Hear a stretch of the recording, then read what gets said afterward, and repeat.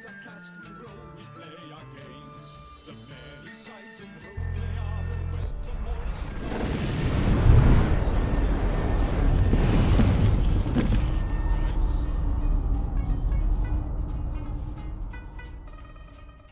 You are about to enter a world of imagination. A world where battles are fought on hex maps and grids, whether virtually or in person. Swords are clashed, spells they're cast, and even the toughest problems can be solved with a little ingenuity and a lot of luck. From power gamers to role players, all are welcome here. Hell, even 4th edition has a seat at the table. But I'm really thinking hard about Magic the Gathering. An enemy of my friend is my enemy. But whatever. With dice in hand and a heart longing for adventure, I'd like to welcome you all to this polyhedral paradise. What is up? Happy Wednesday, everybody. Mike. What day is it? Hump day. Mike Porter, hey, how's it going in the chat? Good to see you, buddy. Landon, thank you for showing up. I appreciate it. Watch out, it's bamboozling time. This is not my Panda Man jacket, although I wish it were. Yes, the friend of my enemy is my enemy's friend. Yes, thank you, Landon. So, and of course I speak of Watsy. Oh, good old Watsy, which we are not going to talk about tonight. No, instead, Tonight, we're going to have a little bit of fun. I think I'm going to break it up a little bit differently in these streams. I think rather than just going right in and doing building, I'd like to get back to where we had a little bit of fun and things weren't all just about construction. No. Things were about books and about learning and about looking at different things. I'd like to try to interject a little bit of that flavor back into the stream. So we're going to read. We're going to continue reading from the Dao of Drizzt. And then I'm going to take a look at one of my favorite Ravenloft supplements. And it was not always one of my favorite Ravenloft supplements. In fact, I overlooked it for a good many years because it doesn't take place in actual Ravenloft. No, it takes place on Earth in the 1800s. It's Mask of Red Death and Other Tales. Terror in the 1800s. We're going to take a look through that book because I got a compendium book to go along with that, which is the Gazetteer of Gothic Earth. So we're not going to get too deep into it today, but we're going to get into it. And I also have a new camera set up, so you guys will be able to see. You want to see it now, or do you want to wait? Huh? You want to wait? You wait. Oh, Landon says, yay, I've been missing the reading portion of the stream. Well, guess what, sir? Miss it no longer. For reading is back on the menu, boys. Mike says, I would be unbelievable as Wolfman Jack. Oh, Wolfman Jack. Going to tell you where it's at. Welcome to KPRESS, K-Press. Bringing you the greatest hits of the 1570s. Oh, yeah. Oh. All right. Stop yelling at me. We'll take a look at the camera. Whoa. Whose hands are those? And look, the Dao of Drizzt laid bare before you. Do you see what I see? A book on top of my keyboard. There's the autograph. To Jason Press and Polyhedral Paradise, in the game of life, may you always roll with advantage. R.A. Salvatore. And again, I cannot thank Patricia enough for sending that to me. That is amazing. Yes, Mike, you said it. You said it, man. And here, when we get into looking at the Mask of Red Death, there it is, the box right before you. On the back here, it is a little beaten up.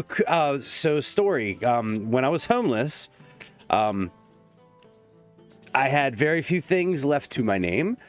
But one of them, or one collection of them, was my D&D collection. I had it stored in the garage well, I'm sorry. We'll get off the screen while we're talking here. Let's just go right back up to the. We'll go back out here. Okay, so when I was homeless and I had clothes on my back, a laptop, my guitar, that's what I had with me, and a cot. But I had some stuff stored in a garage, and it was all my D&D books. So literally, there was one of the boxes. There was a water incident, and one of the bottom boxes got destroyed.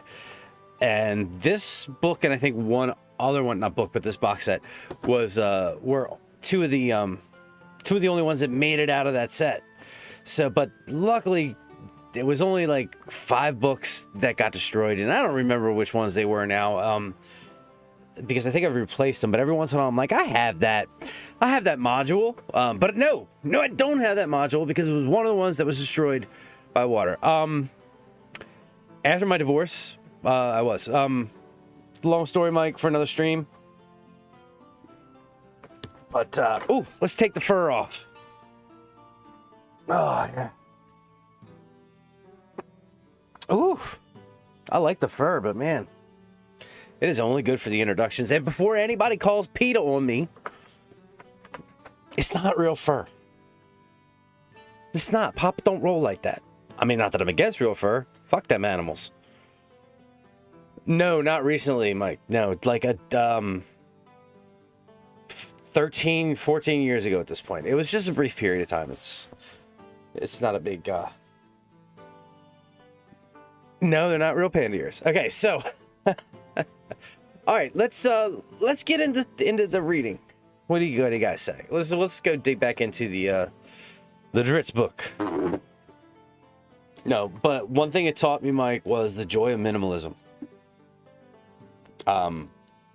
Man, it was for a brief period of time, and I was because a lot of people didn't know what was going on, so I didn't ask anybody to like stay anywhere. No, it's kind of a long story, so I just ended up squatting, for lack of a better term, because I was still working on houses, and I was squatting in rehabs. So I had a roof over my head, but I had no, was homeless. But anyway, let's see. Well, let's find out where we're at. Oh, you guys can see this. All right, I'm gonna put on the dark ambient atmosphere music for this, and let's go take a look at the book. Alrighty. Oh, Mike, I'm wonderful now, man. It was before I had kids and before I was with Brittany, so she didn't know at the time I was either, so it's kind of funny. All right. Let's see. We were on page 8, if I believe. Report we're in the station. Deaths usually came from the front. There we go. Okay. Empty hours, empty days. I find that I have few memories of that first period in my life. Those first 16 years when I labored as a servant. Minutes bled into hours, hours into days, and so on until the whole of it seemed one long and barren moment. Several times I managed to sneak out onto the balcony of House Stewart and look out over the magical lights of Menzoberranzan. Of all those secret journeys, I found myself entranced by the growing and dissipating. Sorry, I'm going to edit that out. I found myself entranced by the growing and dissipating height of Narboendel, the time clock pillar. Looking back on that now, those long hours watching the glow of the wizard's fire slowly walk its way up and down the pillar, I am amazed at the emptiness of my early days. I clearly remember my excitement, tingling excitement, each time I got out of the house and set myself into position to observe the pillar. Such a simple thing it was, yet so fulfilling compared to the rest of my existence. Whenever I hear the crack of a whip, another memory, more sensation than a memory actually, sends a shiver through my spine. The shocking jolt and the ensuing numbness from those snake-headed weapons is not something that any person would soon forget. They bite under your skin, sending waves of magical energy through your body, waves that make your muscles snap and pull beyond their limits. Yet I was luckier than most. My sister Vierna was near to becoming a high priestess when she was assigned the task of rearing me, and was at that period of her life where she possessed far more energy than such a job required. Perhaps then, there was none more to those first 10 years under her care than I now recall. Vierna never showed the intense wickedness of our mother, or, more particularly, of our oldest sister, Briza. Perhaps there were good times in the solitude of the house chapel. It is possible that Vierna allowed a more gentle side of herself to show through to her baby brother. Maybe not. Even though I count Vierna as the kindest of my sisters, her words drip in the venom of Loth as surely of those of any cleric of Menzoberranzan.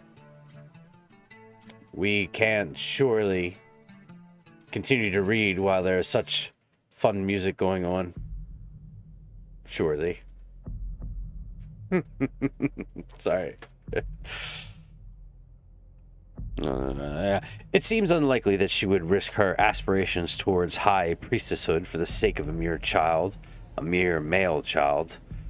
Whether there were indeed joys in those years, obscured by the unrelenting assault of Menzoberranzan wickedness, or whether that earliest period of my life was even more painful than the years that followed, so painful that my mind hides the memories, I cannot be certain. For all of my efforts, I cannot remember them. I have more insight to the next 6 years, but the most prominent recollection of these days I spent serving the court of Matron Malice, aside from the secret trips outside of the house, is the image of my own feet. A page prince is never allowed to raise his gaze. Alright. Please stop there. So in case you didn't know, the Drow are a matriarchal society. Men are lower than dirt. And when he talks about his sisters and his mother, Matron Malice, she was the head of House Duerden. And he had 2 sisters, and his father was the head weapons master of Menzoberranzan. But I'm sure they're going to get into all that later on. But that's why he was basically lower than dirt. Lower. So you kind of get the sense from there that like his first early years were complete and utter torture. So yeah, that's the reading for today. We're gonna get. Hold on 1 second. Excuse me. Hey, buddy. What's up?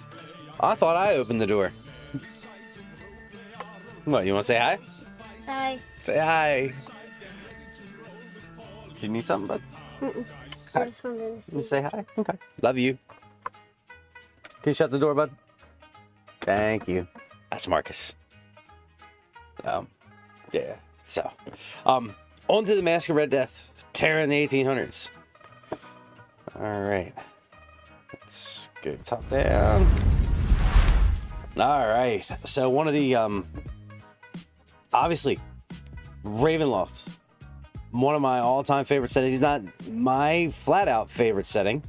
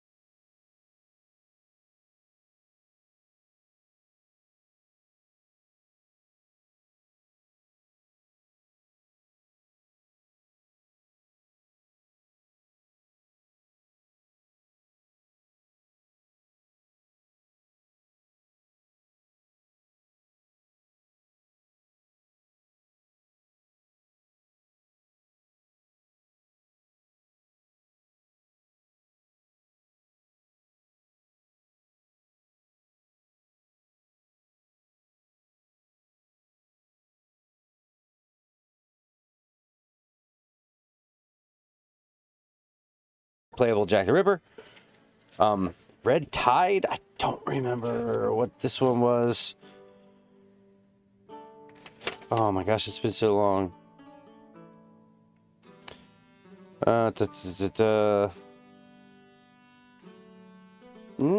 Finally gets oh, it's Dracula. That's right. Okay.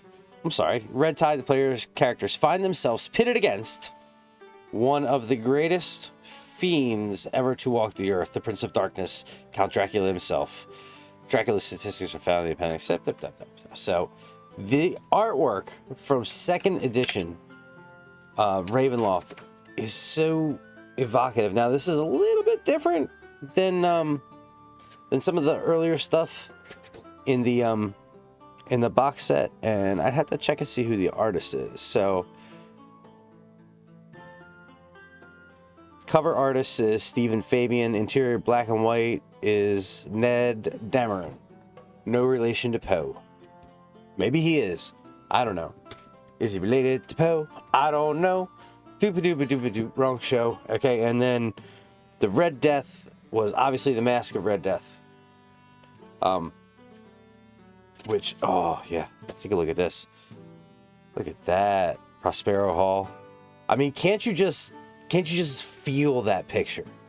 Feel like the weight and the gravity of the landscape and the bitterness of the wind and the dampness just sort of permeating the air around this castle, this hall. And you can almost imagine being inside there slightly warm, safe from the elephants. No elephants in there. Sorry. Yeah, so this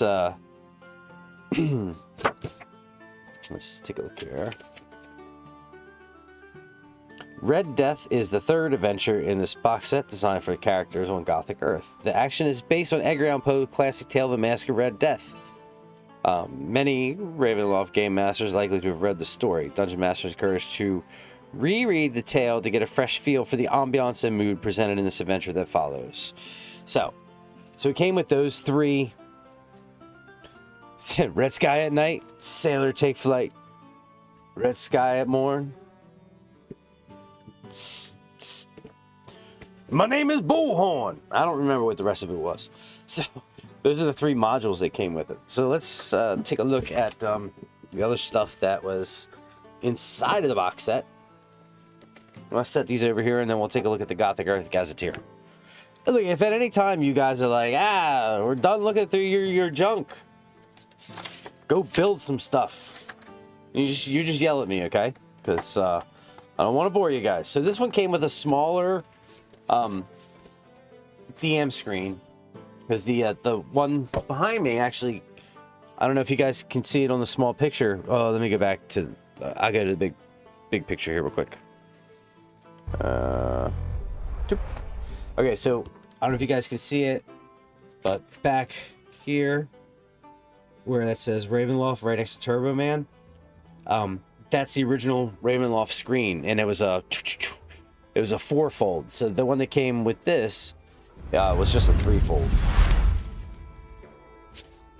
All right, so there's Red Jack, and it's just the covers of the 3 modules. So this had optional rules for firearms.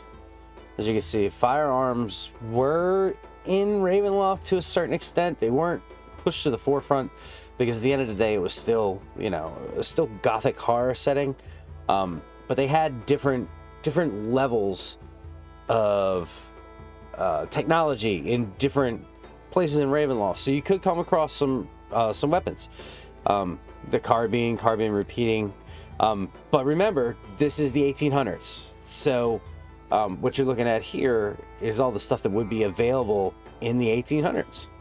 So of course you got carbine, repeating carbine, army pistol, a derringer, a Rick Derringer, a rifle, scattergun, shotgun, and you can see the cost. $15 for a repeating rifle. Myrtle. They ain't never gonna be able to afford to go hunting at those prices. All right, firearms, the weight, size, type, speed. Okay, so that's Yeah, this is something we don't have to deal with nowadays, which is weapon speed. You had to worry about weapon speed in 2nd edition. So, how many rounds it can hold, the damage. So, yeah. And then missile weapons. This is blowgun, barbs, needles, you know, your standard weapons. But a longbow costs $100 for a longbow in the 1800s. These prices are insane. I'm sorry. Then, you know, the thrown weapons and then melee weapons. Cutlass, dagger, hunting knife, hand axe, machete. Alright, so and then you have more of your standard flair stuff. You got turning undead tables. But undead was not done by clerics. Is a different type of class called mystics. So we're getting into the classes in a minute. So then you can see there's rules for explosives down here. I don't know if you can see them there. It's right down the bottom there. And then powers checks. So powers checks for Ravenloft, if you were in Ravenloft proper, every time you did something that was inherently evil, you could be subject to a Ravenloft powers check.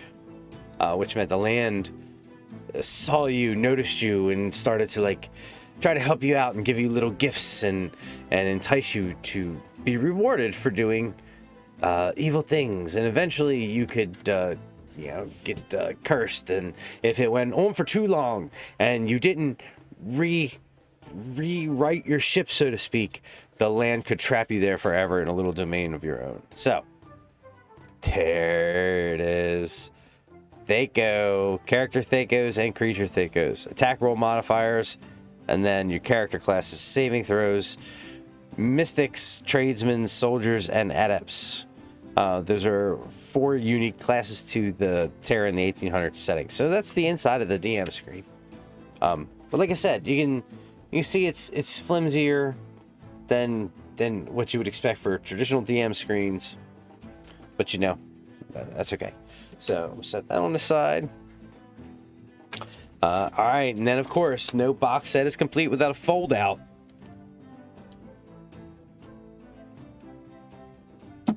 All right, so let's take it to fold out map.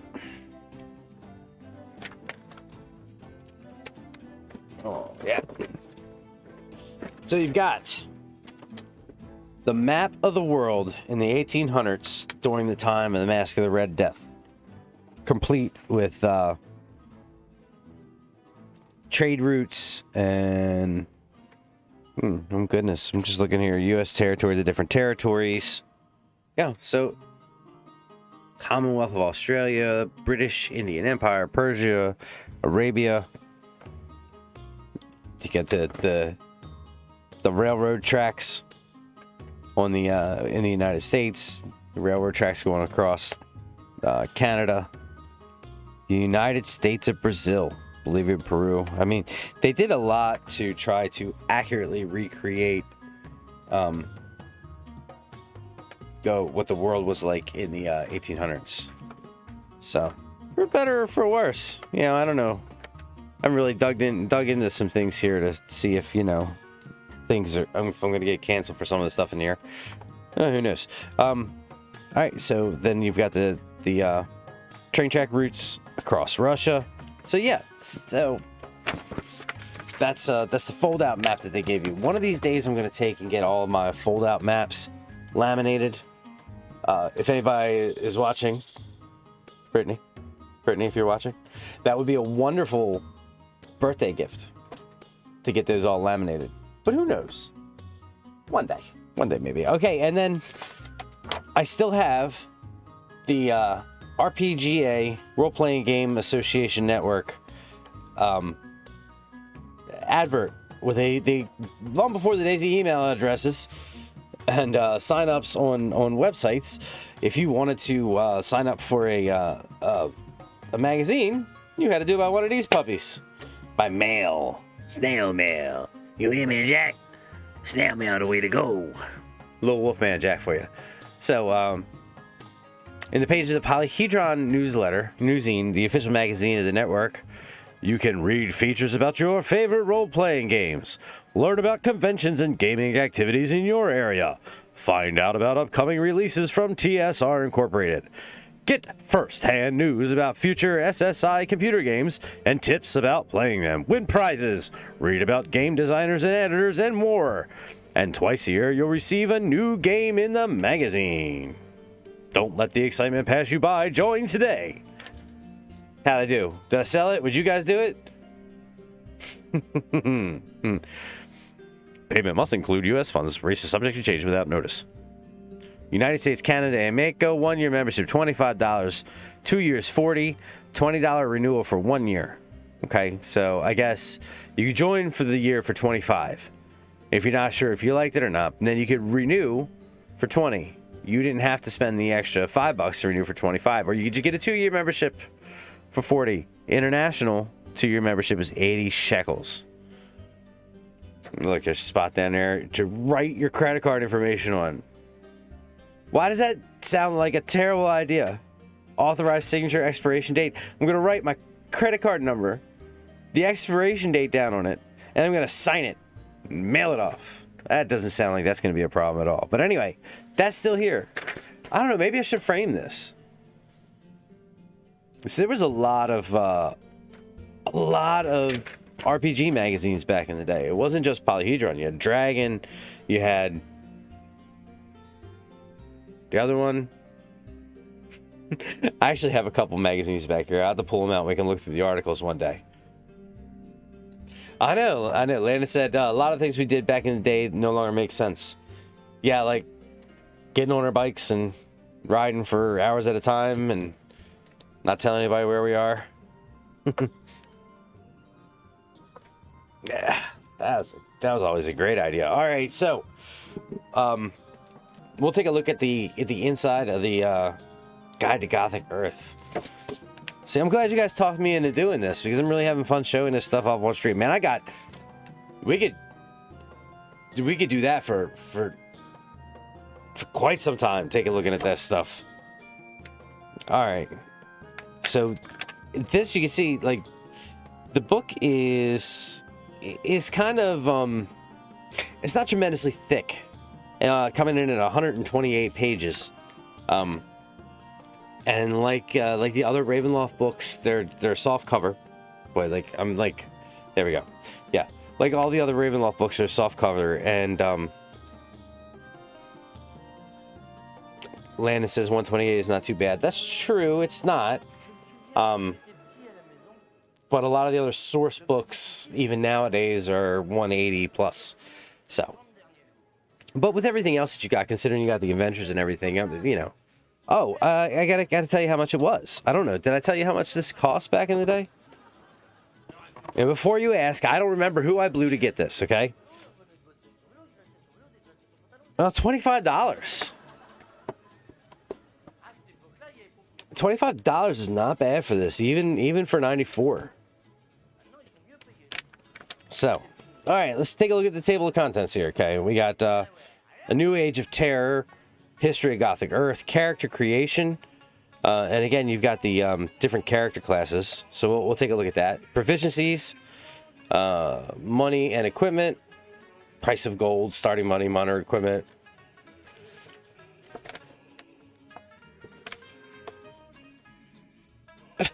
No, it wasn't Carl.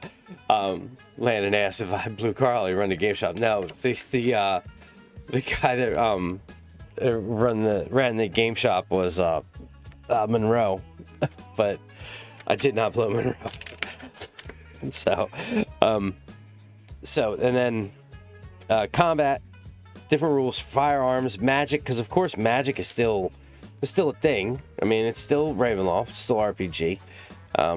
Atlas of Gothic Earth, character kits, villains of Gothic Earth, and adventuring on Gothic Earth. So, yeah. So that's so I'll just read the Welcome to Gothic Earth bit here.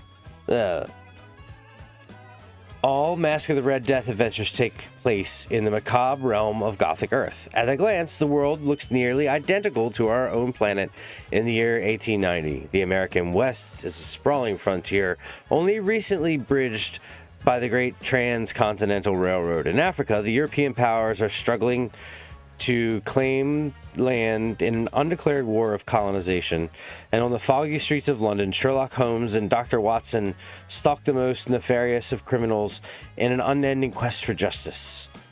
Under closer scrutiny, a sinister yet terrible entity can be glimpsed at the unknown, can be glimpsed that is unknown outside Gothic Earth. The explorers of the American West find themselves stalked and killed by spirit creatures that have long been feared by the native inhabitants. In the darkest jungles of Africa, supernatural beasts spawned in the time of the pharaohs hunger for the flesh of men. Within the drifting fog of London hide not only the killers and criminals that Holmes stalks, but also a certain Transylvanian count whose thirst for blood has enabled him to live beyond the bounds of time. Gothic Earth is not cloaked by the mysterious mist of Ravenloft. There are no dark lords cursed to live out their unnatural lives trapped in domains that were once home and prison. And their ties between this realm and the demi-plane of dread? That's impossible to say. Certainly the two places have much in common, but they are also different in some important ways. Long ago, Gothic Earth was awash in magical essences. In many ways, it was not unlike the worlds that evolved in the Forgotten Realms or wondrous land of Greyhawk. This was long before the advent of the written word, the wheel, cold steel, or many of the other features that mark the typical AD&D game. It is said, although this might be untrue, that Gothic Earth was something of a paradise in those long forgotten days. Then, as the blocks of Stonehenge were raised into place and the pyramids of Egypt underwent design, a sinister presence found its way into the world. Fleeing whatever terrible place it once called home, the creature adopted the paradise that was ancient Earth and began to cultivate its seeds of evil. One by one, nightmarish alterations took place, twisted mockeries of the once good and vibrant things that lived on the planet spread their tendrils and essences. By the time of this campaign setting in the 1890s of our Earth, no corner of the globe is left untouched by the sinister hand of the Red Death. Hey, Patricia, thank you for listening in. So then it just gets into learning the rules, where Mask of the Red Death was designed and used most of the rules of the Ravenloft campaign setting. New players and dungeon masters should have little trouble learning to play. So the game, the bones were still 2nd edition D&D. All right. So then it goes into the history of Gothic Earth. Where it talks about, I wish to point out I have taken great many liberties with what we know as the history of our Earth and the interpretation of various events. The reader, as well as the player, should keep in mind the Mask of Red Death is a work of fiction, and that Gothic Earth is a fictitious place. While the dates given in this chronology of Gothic Earth are more or less in agreement with the events of our Earth, the motivating forces behind forces described on Gothic Earth are the resulting changes in a society are wholly manifestations of my imagination. So, basically, while it's set on Gothic Earth, it's still like an Elseworlds tale. So, taking a lot of liberties with the causes of uprisings and the causes of problems on Earth, you know?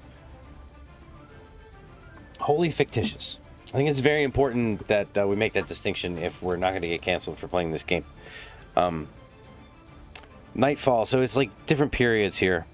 With that in mind, I hope no one complained about any historical inaccuracies in the following material or the presentation of any historic figure as too heroic or villainous. I hope that the DMs and players will enjoy Gothic Earth in the spirit in which it was created. I think those caveats would be well placed in today's games. Remember, it's a game. we're not trying, even though there's parallels to things in real life, nobody's trying to claim a historically accurate game here, you know. So then you have different periods. You have the Nightfall, which was the golden age of magic that peaked sometime around 2700 BC, and then that's when the Red Death showed up and started to mold the world. When the magic began to change, so evil and dark was the sinister creature that the very energies of the supernatural world were tainted. Although this magical plague spread slowly, requiring centuries to creep around the world, it was unstoppable. No longer could magic be used with impunity. Any spell, whether cast for good or for evil, had a chance of drawing the evil attention of this mysterious and terrible presence, just as the most minute twitch of an insect in a web attracts the lurking spider. Only the mysterious gypsy bands known as the Vistani seemed immune to the corruption that follows the influence of the Red Death.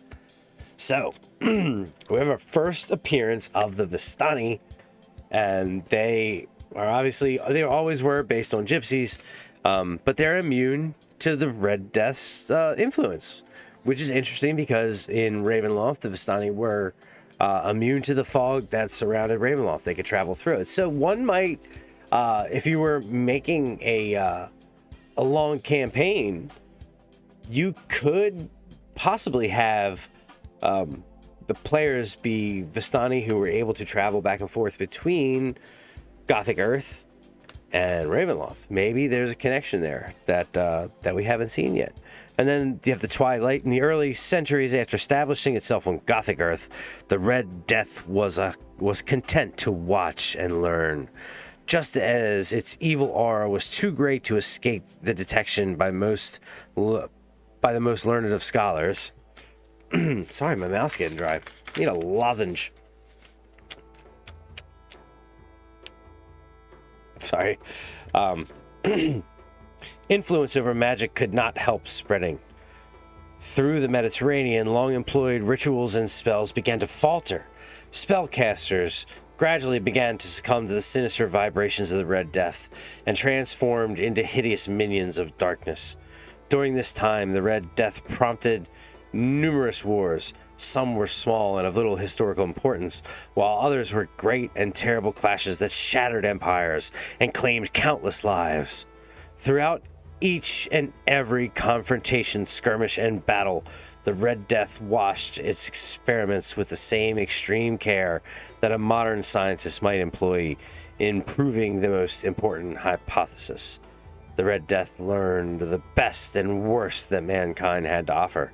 It studied the actions of heroes and villains alike. It came to know mankind far better than mankind knew itself.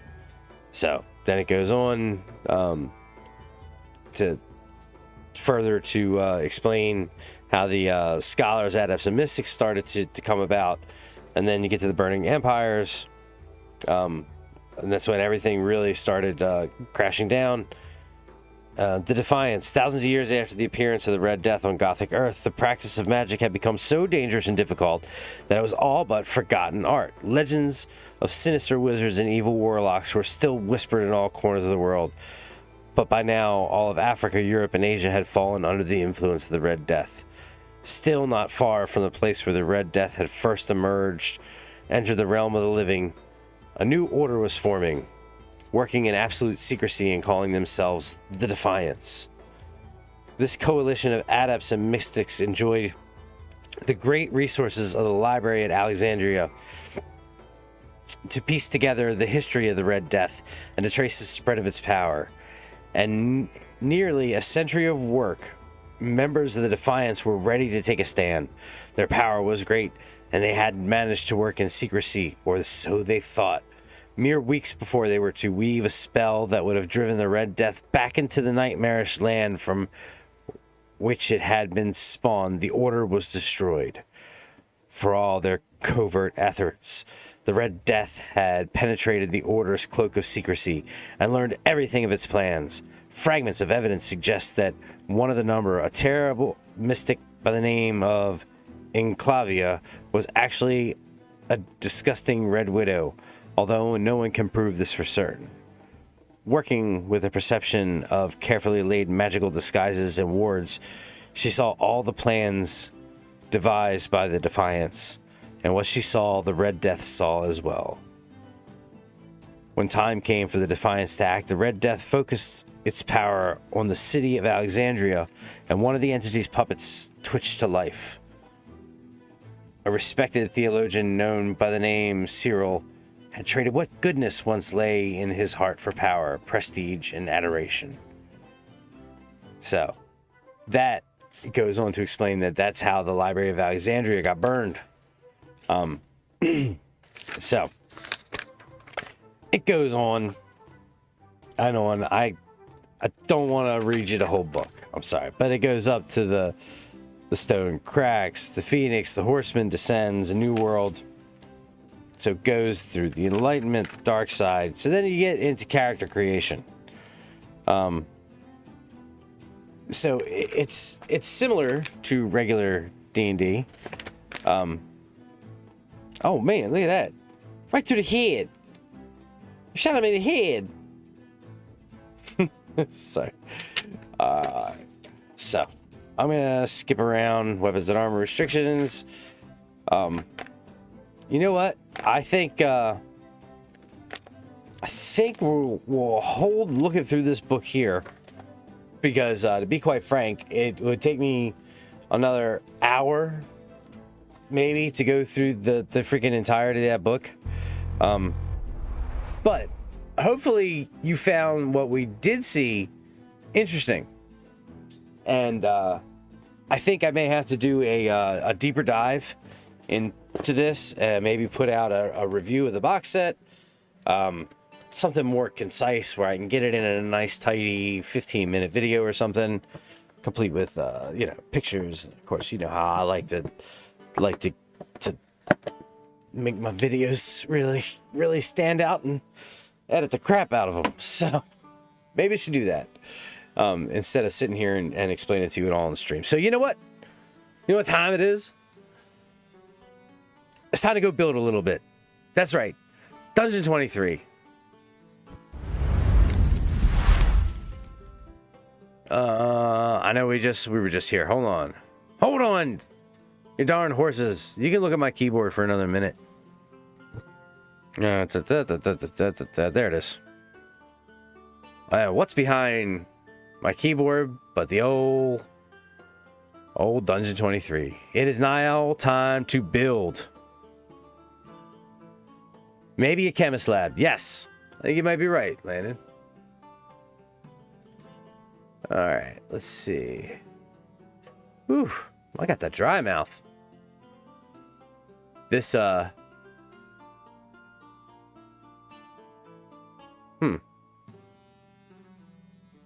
once. Okay, I lost. My screens went away for a second there. Sorry about that, guys. So it's now time for smartass, maybe a new bathroom. So it's now time for Dungeon 23. Dungeon 23 is the program we're doing over the course of this year, where we are taking one room a day and adding it to the room we built previously. Basically, we're building a mega dungeon, 12 levels deep, 365 rooms. We've already completed the first level by air quote completed, air quote, because I still want to go back and add stuff. But what I'm trying to do here, but with instead of just going back and dropping monsters in rooms for no good reason, I'm trying to give this whole thing a chance to develop a purpose. So then we can sort of go back once we have more of it done and think of how to create a cohesive story through this dungeon, rather than just being like, oh, I'm going to pop 5 skeletons in this room. I'm gonna put 2 sheep hounds who haven't eaten in 6 months here. The gray ooze is gonna go in this room. You know what I mean? I wanted to have more of an overarching reason for existing. And so far we're off to a good. Oh, Mike, I'll read that in a second. So far we're off to a pretty good start. We've got the first level, where the there's a tower in the center where people do alchemical experiments or some sort of experiments where every once in a while the windows will blow out and there's a town rattling shake, and nobody in the town has any memory of it. Whenever that happens, people go missing, and then the people who are in the town have absolutely no memory of those people ever existing. We also have the portal inside there, in the morgue, right outside there, where the people chuck the bodies of the experimented on down there. Somewhere way down lower in the level, those bodies are going to be extruded out into a solid creature. So there's that. And then as we're moving down to this next level,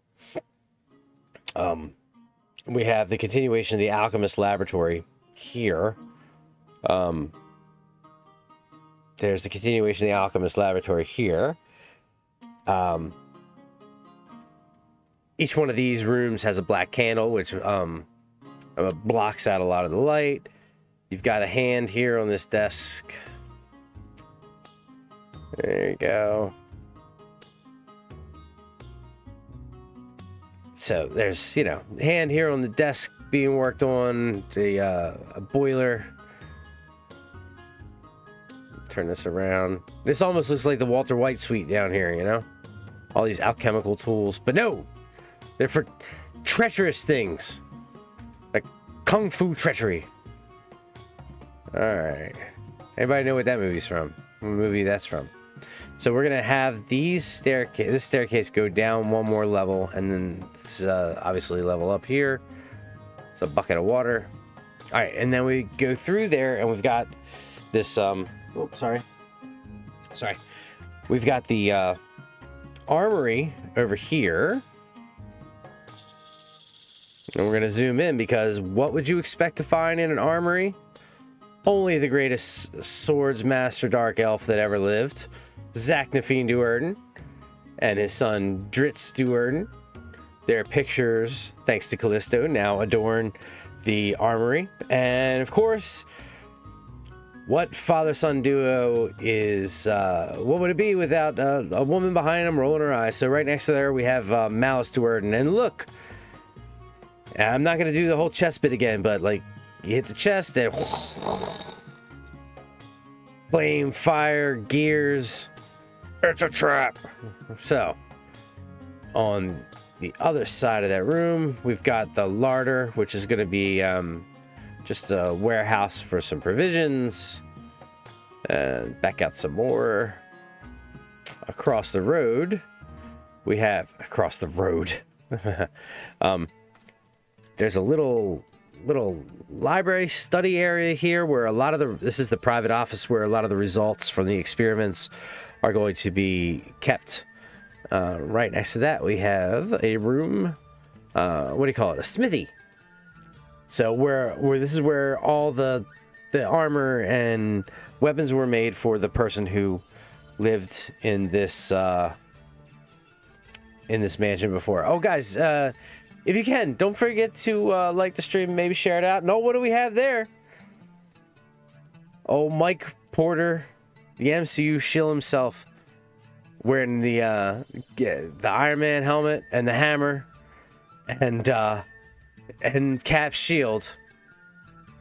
Perfect for a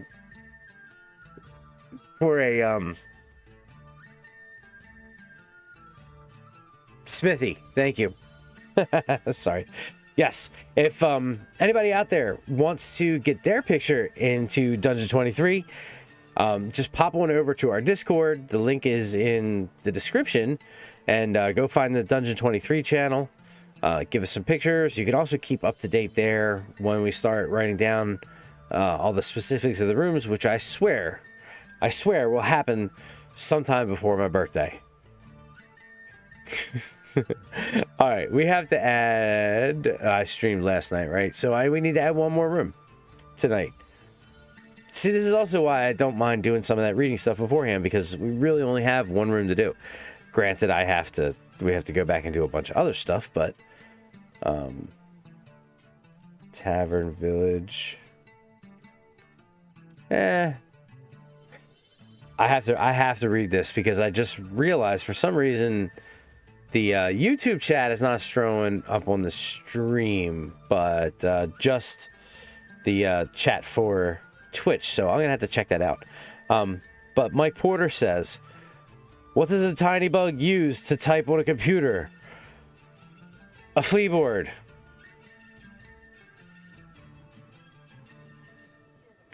I think a little bit of life just drained from me there, Mike. That's good. All right. So let's see what's in special. Ice Palace, Mansion, Laboratory, Pantry, Study, Bathroom.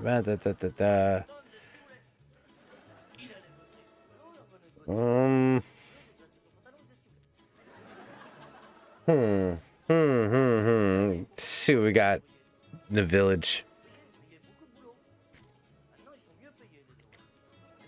I don't know. Like, I don't know.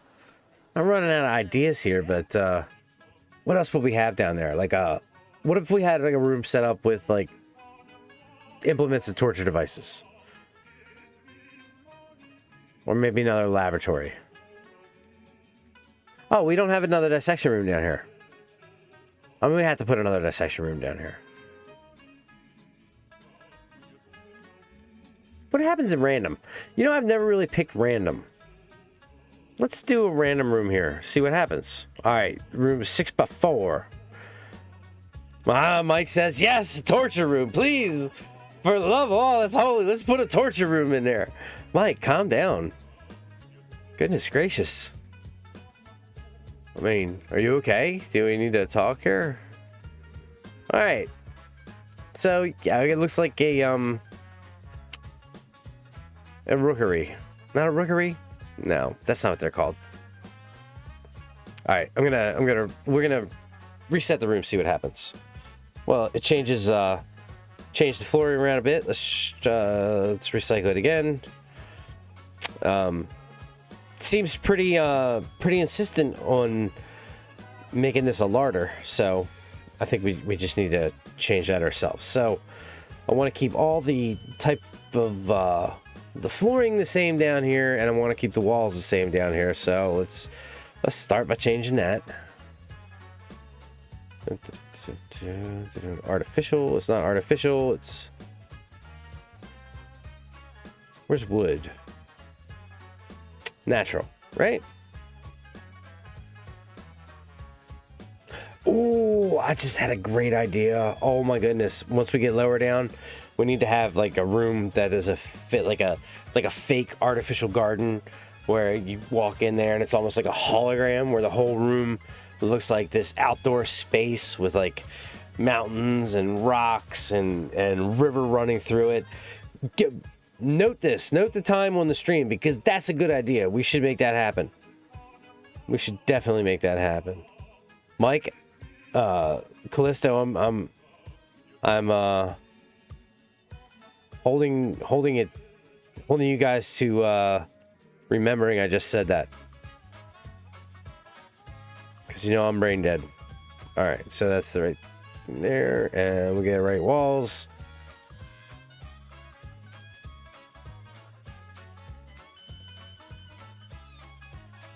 Alright, so I gotta make sure I find the right ones that match. Planks, I think it's planks. Planks for the memories. Okay, that was correct. That was correct. Okay, let's get rid of these windows.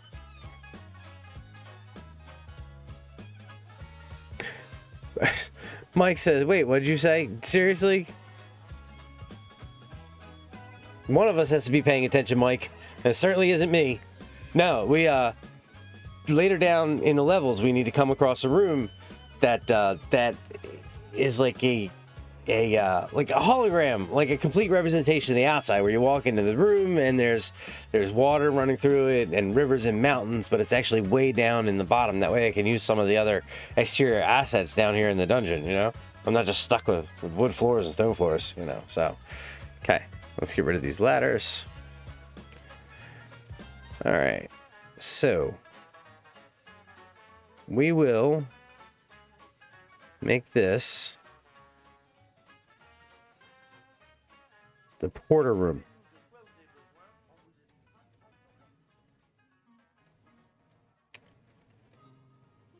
Okay, I know what I want to do. This is a torture room. But this room is going to be for mental torture, not physical torture. So, let's see. So we're going to start with, go to objects, utility. I believe the racks and stuff are in here. Minecart.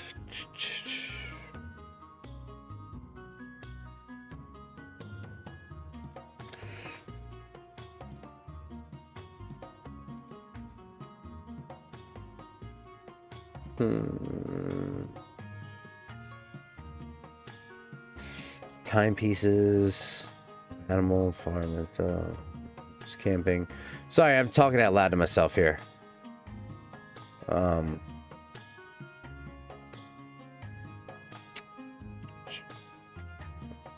I know. Porter room got a nice ring to it. It's torture where I read my dad jokes all day. How did you know? That's exactly what I was going for, Mike. There's not going to be much in here. There's going to be a table, a chair, like a stockades where people are going to sit, and there's going to be you reading your dad jokes.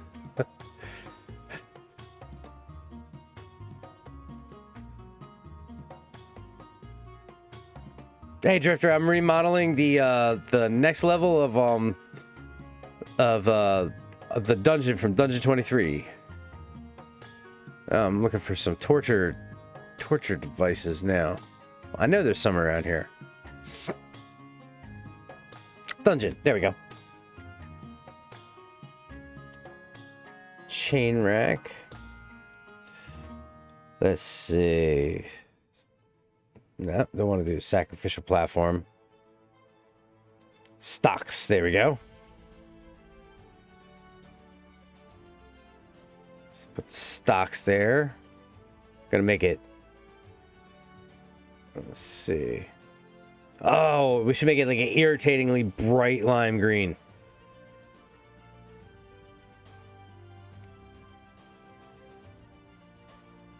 Because this is the mental torture room. All right, irritatingly bright lime green. Check. We'll set a mask of shame. Oh, I want to set like a box off to the side here where some of the torture implements can be. Oh, this is let's see.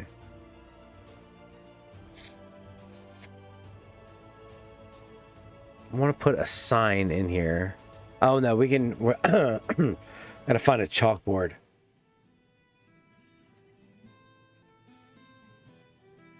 All right, so put that there. Okay, I can change that picture. So, 1 second and find what picture I want to put in there.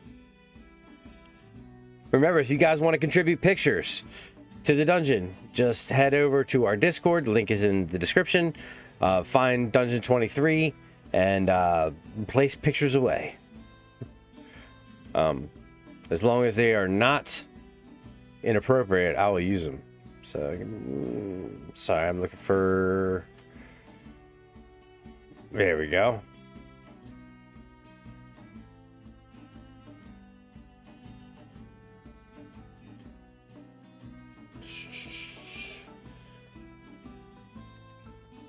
All right, so that's saved. Pardon me for a second while I put this picture in. Nope, wrong one.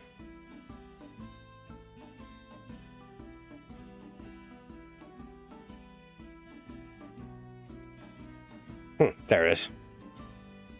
There you go, buddy. It's your room now.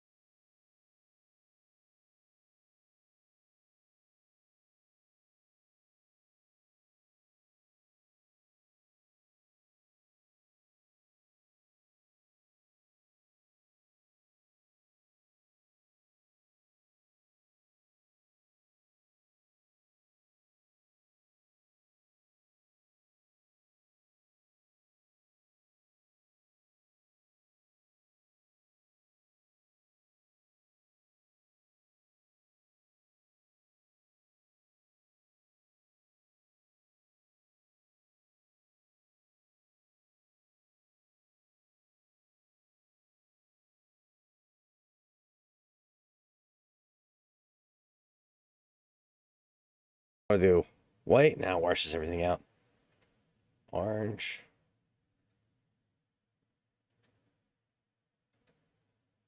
There we go. This is... Oh, of course, purple and green, like the Joker. Of course, why didn't I think of that? Ah, sorry, my hand's going numb. All right. There we go.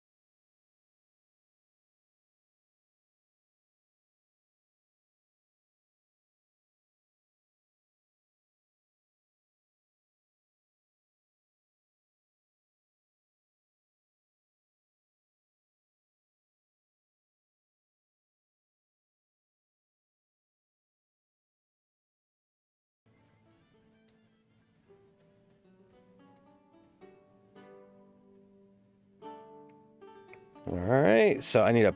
We'll look for a pedestal that has a book on it. And you can have a mushroom footrest.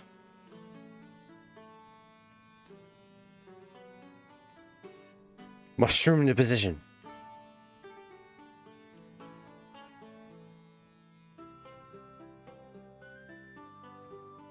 There we go. Put some pillows on that footrest for you.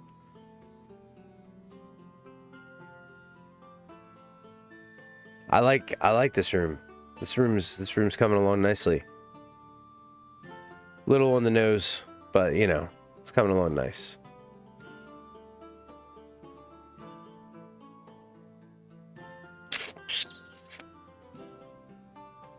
All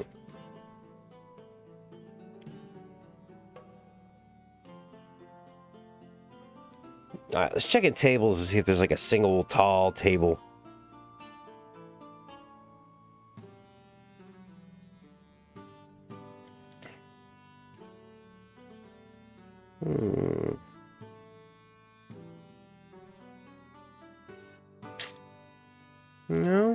wonder if I have maybe do a column.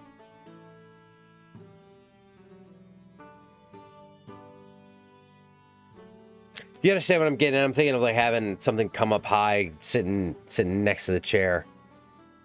That's my thought.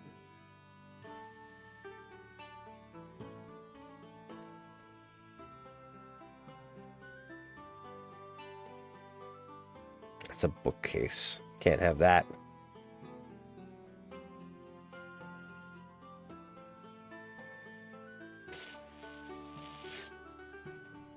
All right, utility. There we go.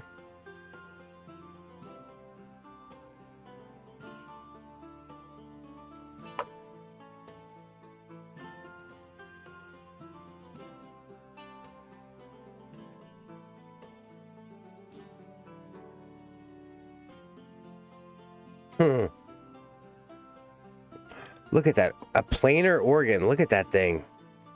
That is so cool.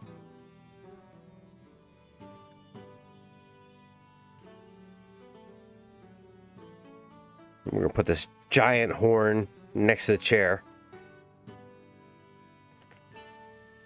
So you can toot yours when you make a particularly funny joke.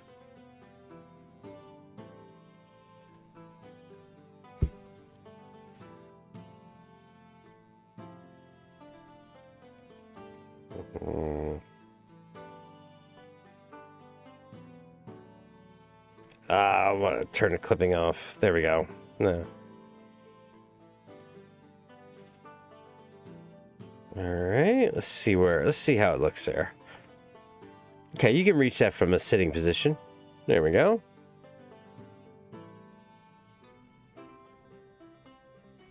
I'm gonna have a little chair in the background here for somebody to beat the drum.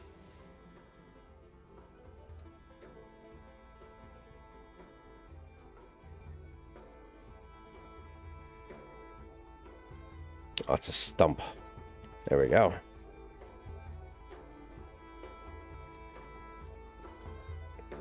That'll work. You can stick that stump next to you. Combine a couple stumps.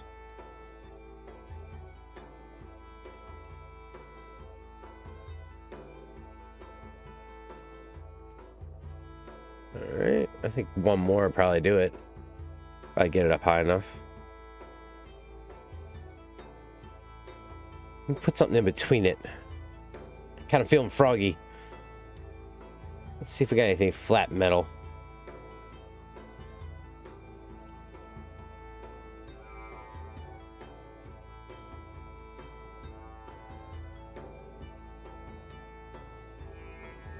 I'm just trying to, in case you want to do it, I'm just trying to build something unique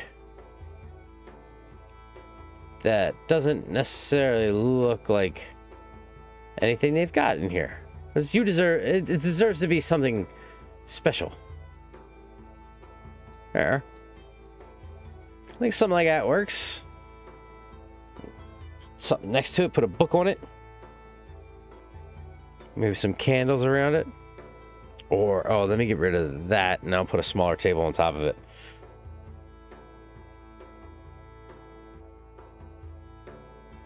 I like this idea. All right, furniture.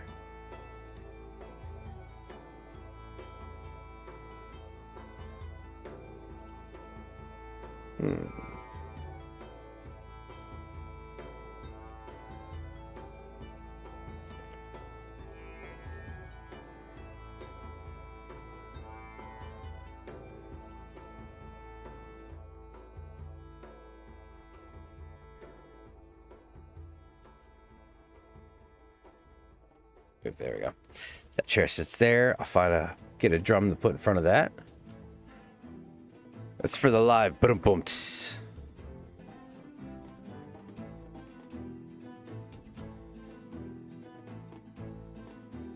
Oh, no, no, no. I'm not reading any more of your dad jokes today.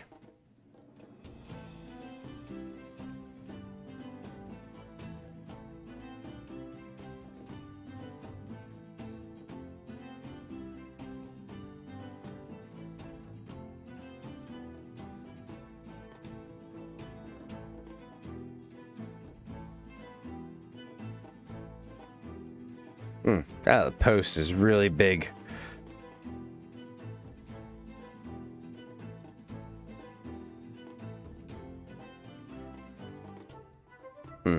Yeah, I don't know if I like that there.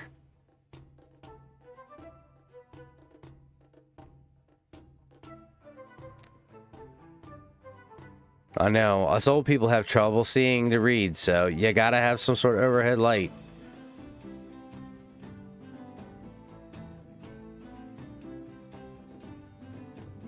There we go.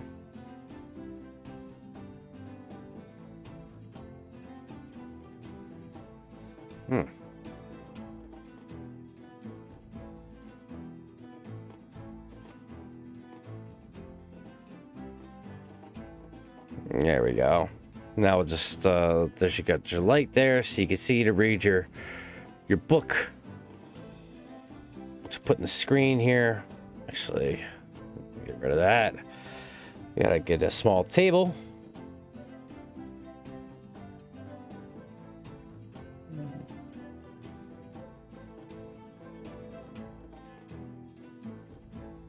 It's having a hard time remembering where some of this stuff is.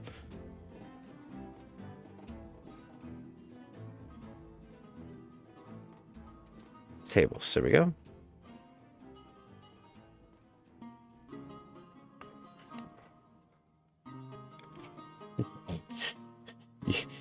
You nailed it, Patricia says, the Mike Porter torture room. Exactly.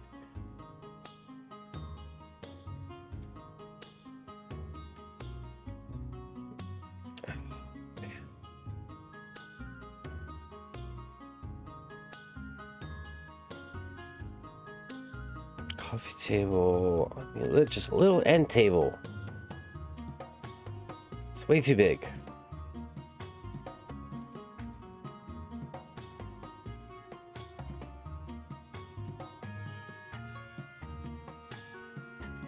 I don't know, I figured I remember a lot of this stuff by now. My brain, I think, is getting a little bit mush. There it is. This is right, round table study. Yes. A little bit big.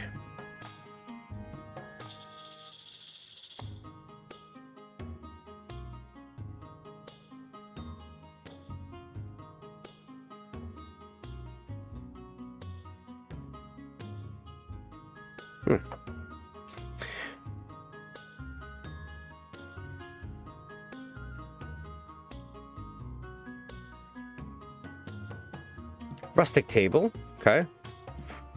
I'll make this smaller, but I think that'll serve its purpose. So I can drop that down, put that on top of the logs. There you go.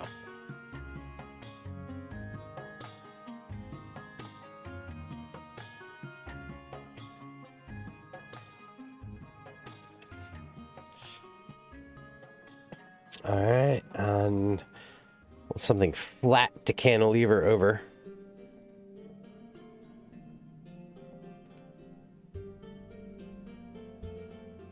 Maybe a bench.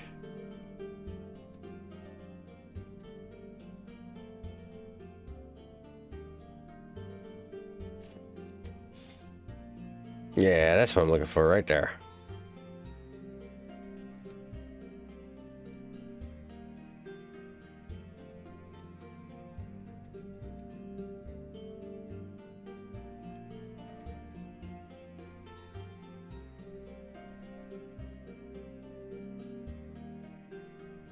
Let me turn the clipping off.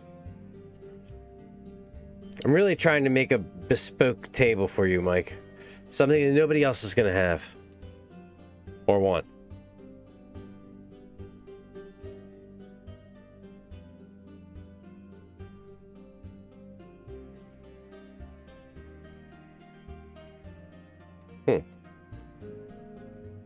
Well, I just set that in the wrong place.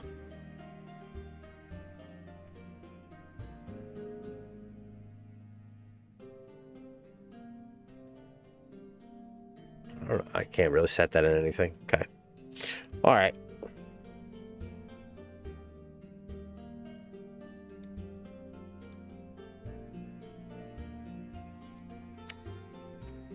like to say thank you again for everybody for stopping by tonight.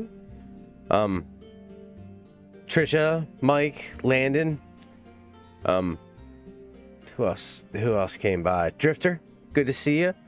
Probably gonna be going for a few more minutes. We're gonna finish this room up and probably call it a stream for tonight.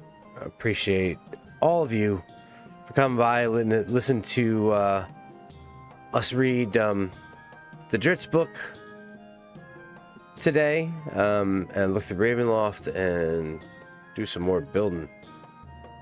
Thank you. But we're not done yet. Just about, but yeah. So put that there. Need to get a book. Let's see. Find a book. Find a book.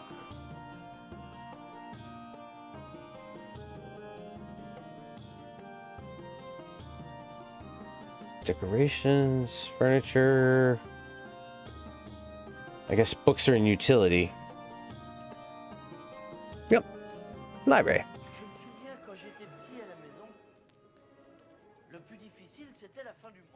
There you go, Mike. You get the Necronomicon. Did somebody say dad jokes? I thought you said dead jokes. Mike's jokes are dead serious.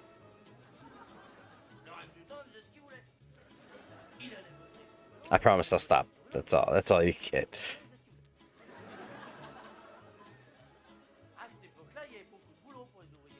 That's what I was looking for, a pedestal.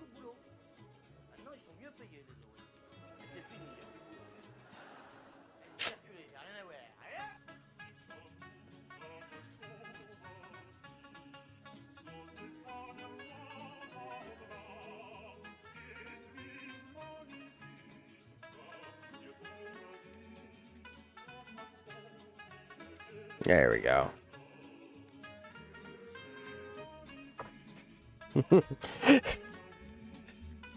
All right, here we go. We'll pop the Necronomicon back on here.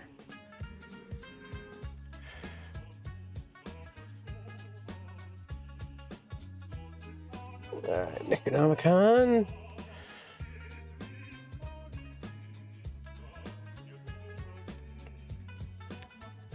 This may be my third new favorite room.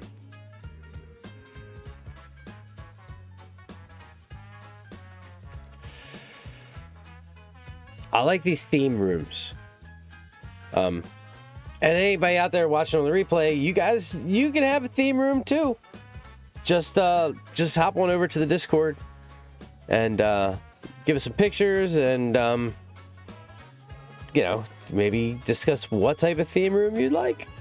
And you too can have your own room. Tailors, tools, pipes. I need that drum. Need that drum. There we go.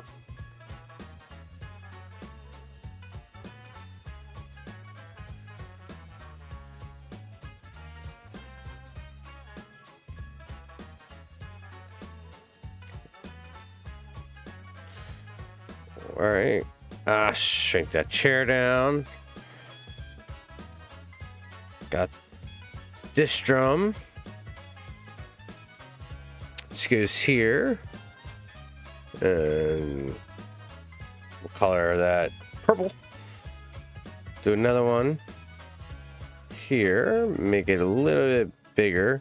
Boom, boom. So we need one more small one. There. Move this one on the side.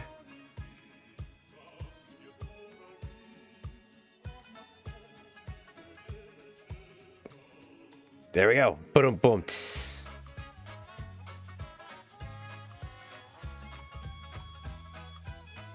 All right. All right. So we got the beer just out of reach. The mushroom footstool. The horn for tooting your own horn. The Necronomicon to keep the dad jokes in.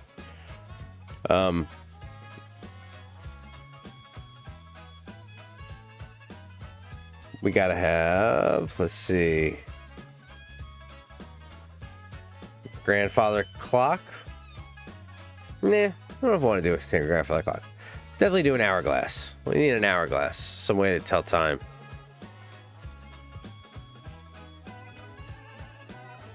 It'll be a mini hourglass.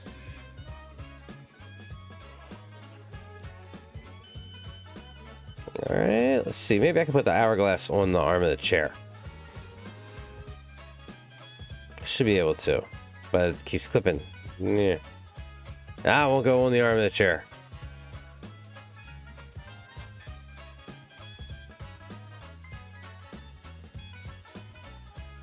Camping carts. Bones. I'm gonna have it rain bones here. There should be a bone brush. Let's see if there's a bone brush.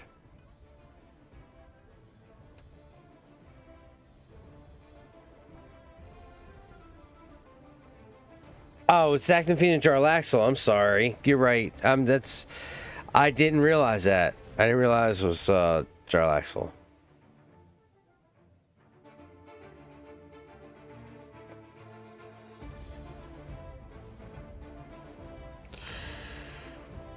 Alright, let's go top down. We'll finish putting some bones in here. The bones of the deceased.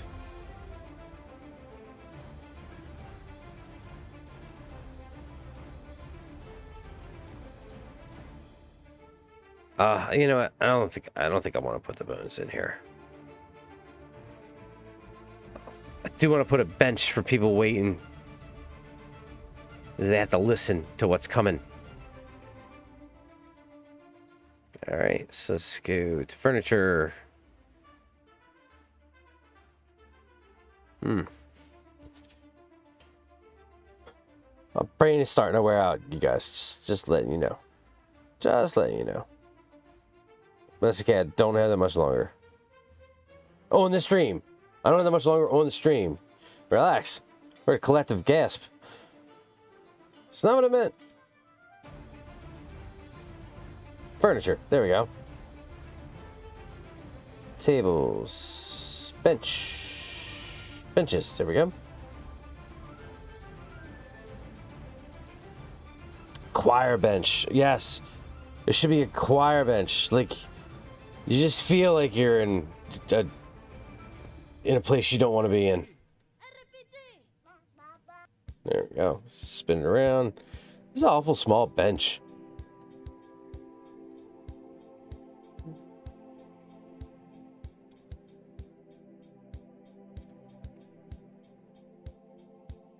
Put that there, put one right next to it.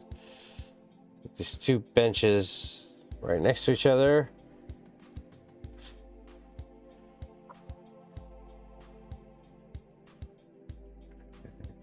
And I'm going to go back to the dungeon, put a couple of chains in here. Storage, utility, you know where that stuff, that stuff is in utility. All right.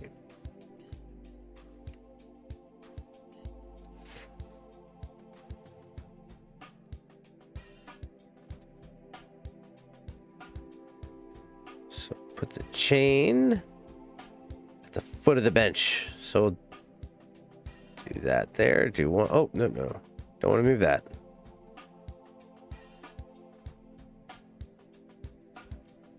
So these chains are going to be here at the bottom part of the benches.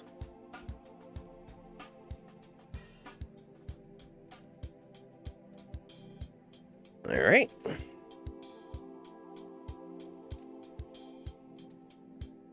Oh, burning steak. Oh, man. He's on fire. All right.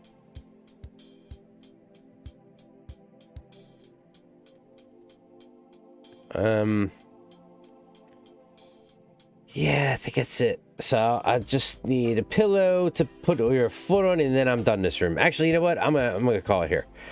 I think we are we may be done the porter torture room for tonight. You get the bum drums, the giant throne. Mushroom footrest. The horn for blowing your own horn, tooting your own horn. So, the beer just out of reach. So anyway, there's the Porta Torture Room, everybody. So I hope you guys liked it. That's not a bad one, not a bad one, not a bad one, not a bad one, not a bad one, but so I am going to getting ready to cut out of here for tonight. But just reminder, guys, reading the Dao of Drizzt at the beginning of the streams now. Thank you again, Callisto, for that wonderful gift. We also took a look at Ravenloft Terror in the 1800s to the Mask of Red Death supplement, and then we got our build on finishing up another room in Dungeon 23, and actually went an hour and 40. This is really pretty good. I'm trying to get used to pushing myself a little bit. So, thank you all for coming out. Glabreth, good night. Don't forget to like and subscribe. Share it out to peoples if you want. And remember, in the game of life, may you always roll with advantage. I'll see you guys in the next video. Bye-bye, everybody.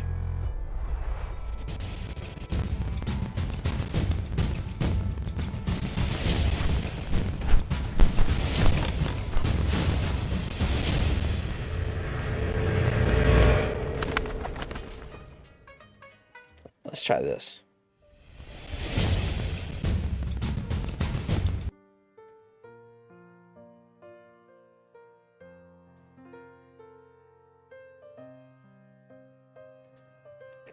It's peaceful. Kind of like it.